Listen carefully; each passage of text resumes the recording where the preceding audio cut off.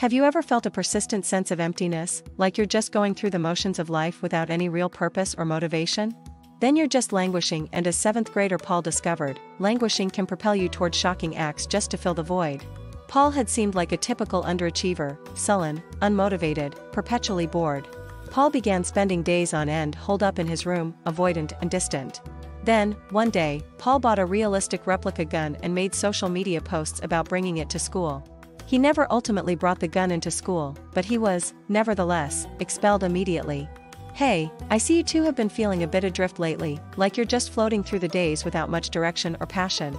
I get it, and I want to share something with you that might just change the way you see things. You know, the world has this sneaky way of wearing us down, making us feel like we need to have everything figured out right now: perfect grades, the dream job, a bulletproof plan for the future. But let me tell you, it's perfectly okay if things feel a bit unclear or if you're not racing down that fast track. There's this book, Languishing, by Corey Keyes, that talks about something many of us go through but rarely talk about.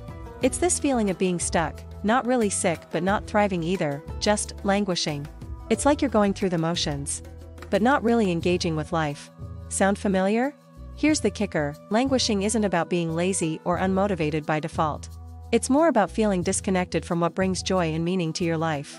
And it's not just you, it's a common thing, especially with how the world is today.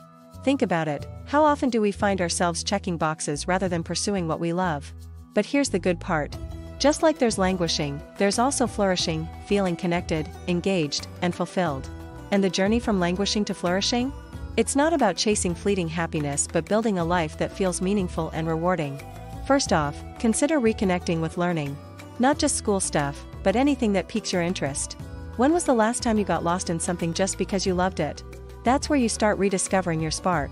Then, think about the people around you. Relationships, real, meaningful ones, are like anchors. They keep us grounded and connected. Reach out, rebuild old connections, make new ones. Community isn't just about having fun, it's about feeling part of something bigger. And here's something else: spirituality or mindfulness. I'm not necessarily talking religion, unless that's your thing. It's more about finding peace within yourself, feeling part of the larger flow of life. Meditation, nature walks, whatever helps you step back and see the bigger picture. Now, let's talk about purpose. It's that thing that makes you get up in the morning with a fire in your belly. Maybe it's a project, helping others, creating something.